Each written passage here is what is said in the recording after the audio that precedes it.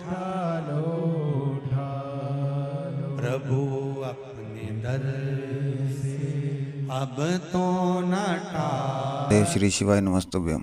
इस कथा में पंडित प्रदीप मिश्रा जी ने 5 पुष्पों के बारे में बताया है जो सावन माह में भोलेनाथ को चढ़ाना चाहिए। ये बहुत ही चमत्कारिक कथा है। कृपया आप ये उपाय ज़रूर करें। और धतूरे की लाल डंडी का उपाय बहुत ही अचूक उपाय है। सावन के पहले सोमवार को ज़रूर करें ये उपाय। हमने वीडियो में पंचपुष्पों के बारे में पूरी बात बताई हुई है, आप वीडियो पूरा देखें। हर हर महादेव, श्री शिवाय नमस्तुभ्यं। मैं जया विषहरा सामरी बारी दऊ तली और देव या खेलियां कर रही थी। उस समय पर मेरे वक्ष स्थल पर थोड़ा सा जल का छींटा पड़कर वो जल पृथ्वी पर जाकर गिर गया था। उससे एक फल पौधा उत्पन्न हो गया था जो धतूरा कहलाता है। पार्वती मेरे रोग को धतूरा मेरे ऊपर रखकर जल की धार चढ़ा दे, मैं ठीक हो जाऊं। एक धतूरा और धतूरे का फूल,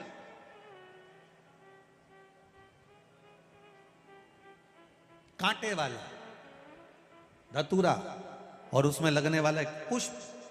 आस्था चैनल पर आप लोग देख रहे होंगे धतूरे के फूल का दर्शन।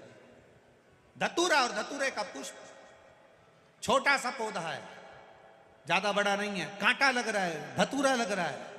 और उसमें भी साधारण धतूरा नहीं, जिस धतूरे के नीचे की डंडी लाल कलर की होती है, अगर वो सोमवार की अष्टमी को देवाधिदेव महादेव को समर्पित करी जाती है तो उसके घर में कभी संपदा की कमी नहीं होती है। वो धतूरा है, साधारण नहीं है। धतूरे में भी लाल डंडी, जैसे धतूरा गोल होता है उसके नीचे छोटी सी डंडी, देखा है आप लोगों ने? अरे देखी कि नहीं देखी बोलो? धतूरा देखा है ना? धतूरे के अंदर एक नीचे छोटी सी डंडी होती है, जब तोड़ोगे तो वो डंडी का कलर अगर लाल है, वो डंडी का कलर अगर लाल है, और कभी हम तो कहेंगे जैसे बड़ी बीमारी जिसको हो जाती है, लीवर, किडनी, कैंसर आदि आदि बड़ी बीमारियों से जो जूझ रहा होता है, प्रयास करो, प्रयास महामृत्युंजय का जाप कर कर, महामृत्युंजय का स्मरण कर कर, एक लाल डंडी का धतूरा प्रयास करना। एक धतूरा मिल जाए या 5 धतूरे मिल जाए किसी भी एकांतेश्वर महादेव पर, जो शिव मंदिर एकांत में हो, जहाँ कोई जाता आता नहीं हो। वैसे तो अब बहुत मुश्किल है कि ऐसा मंदिर मिल जाए जहाँ कोई जाता आता नहीं हो। पहले की बात दूसरी है, अब बात दूसरी है। फिर भी कहीं आप रोड पे से निकल रहे हो, एकांतेश्वर महादेव अगर आपका दिख जाए, बहुत बीमारियों से ग्रसित हो, तो भी महामृत्युंजय जाप का स्मरण कर कर या किसी विद्वत ब्राह्मण जन से महामृत्युंजय मंत्र का जाप कराकर या भगवान शिव के मंत्र का जाप स्वयं कर कर, वो भी ना बने तो पंचाक्षर मंत्र नमः शिवाय, षडाक्षर मंत्र ओम नमः शिवाय या श्री शिवाय नमस्तुभ्यम जप कर वो लाल डंडी का धतूरा 5 एकांतेश्वर महादेव को आप समर्पित कर सकते हो। रोग थम जाएगा। जो दवाई खाओगे वो शरीर को लगना प्रारंभ हो जाएगी और आप स्वस्थ होना प्रारंभ हो जाएंगे। अगर बड़ा रोग है, एकांतेश्वर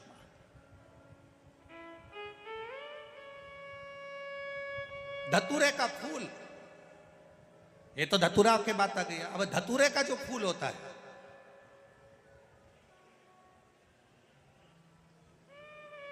धतूरे का जो पुष्प है, उसको 2 जगह पर समर्पित किया जाता है।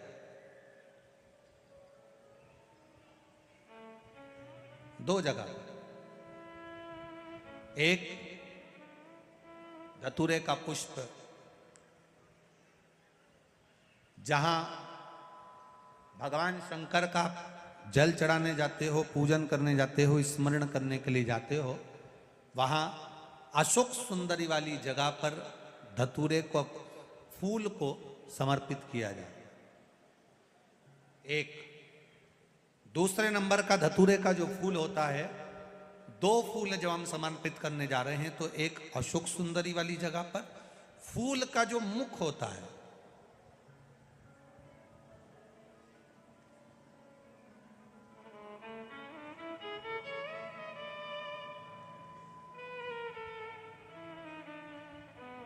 मान लो ये फूल है धतूरे का। वैसे तो धतूरे का फूल लंबा होता है, आपने दर्शन किए किस किसने करे ना, सबने दर्शन। धतूरे का फूल लंबा होता है।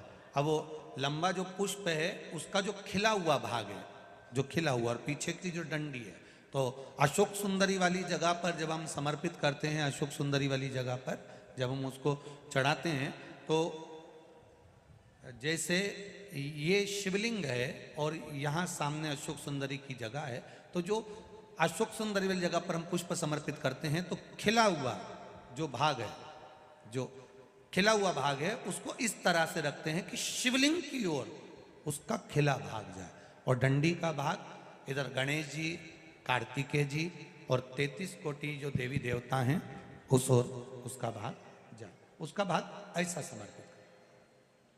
एक। दूसरा, शिवलिंग पर जब हम धतूरे का पुष्प समर्पित करते हैं, शिवलिंग पर जब हम धतूरे का पुष्प समर्पित करते हैं तो उस फूल का खिला हुआ जो भाग होता है उसका मुख हमारी ओर होना चाहिए। अर्थात डंडी का मुख जब शिवलिंग पर चढ़ाएंगे तो डंडी का मुख उधर हो और खिला हुआ भाग हमारी ओर। बहुत अंतर है महाराज। जैसे बेलपत्री चढ़ाते हैं तो बेलपत्री चढ़ाते समय डंडी का मुख अपने ओर कर लेते, पत्तियों का मुख उधर कर दे, तो खिला हुआ जो भाग है वो हम अपनी ओर रख लेते हैं। अब कनेर का पुष्प इससे विपरीत में चलता है। कनेर का जो पुष्प होता है उसकी डंडी का मुख हम अपनी ओर रख लेते हैं और खिला हुआ भाग महादेव की ओर कर देते हैं, वो थोड़ा विपरीत हो जाता है। तो शिव तत्व कह रहा है, भगवान शंकर का संवाद कर रहा है, शिव महापुराण की कथा कर रही है। 2 स्थान धतूरे के पुष्प को समर्पित करने के लिए दिए। कौन कौन सा स्थान है? जम के बोलो। पहला, जम के बोलो। अशोक सुंदरी की स्थान पर खिला हुआ भाग कहां होना चाहिए? महादेव की और डंडी का भाग जहां 33 कोटि देवता हों, गणेश जी, कार्तिकेय हों, उस ओर हो। और दूसरा, देवादिदेव महादेव के शीश पर, शिवलिंग के ऊपर। एक बात बहुत ध्यान लगाकर सुनिएगा, स्मरण में रखिएगा। जब क्रोध की अवस्था होती है, क्लेश की अवस्था होती है, अशांति होती है, तब धतूरा शिव जी को चढ़ाकर 1 लोटा जल अवश्य चढ़ा देना चाहिए।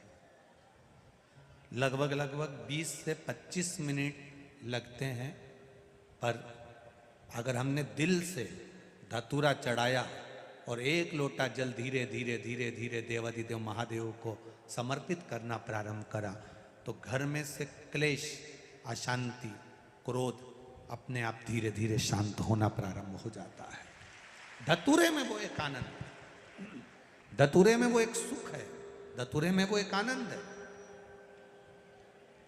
पंच पुष्प में पहले नंबर का पुष्प है पारिजात का पुष्प, दूसरे नंबर का पुष्प है, बोलते जाओ ले लिए, कनेर का पुष्प, तीसरे नंबर पर पुष्प है शमी का पुष्प, चौथे नंबर पर पुष्प है मंदार आकड़े का पुष्प, और 5वें नंबर पर जो पुष्प है वो है धतूरे का पुष्प। अब इन पुष्पों के अलावा भी कई पुष्प देवादिदेव महादेव को चढ़ते हैं, उनका एक अलग अलग नियम है, पर पंच पुष्प जो पूर्ण तरह से सुख देने वाले, आनंद देने वाले, जो सहजता में आपको मिल सकते हैं, ये वो 5 पुष्प हैं जो आपको आपके गांव में भी, अपने गांव में घूम लो तो वो मिल। भक्तों, जैसा पंडित मिश्रा जी ने इस कथा में आपको उपाय करके दिखाया है, कृपया इसी प्रकार उपाय करें और सही उपाय करें। भोलेनाथ आपकी मनोकामना पूर्ण जरूर करेंगे सावन में। हर हर महादेव। श्री शिवाय नमस्तुभ्यम।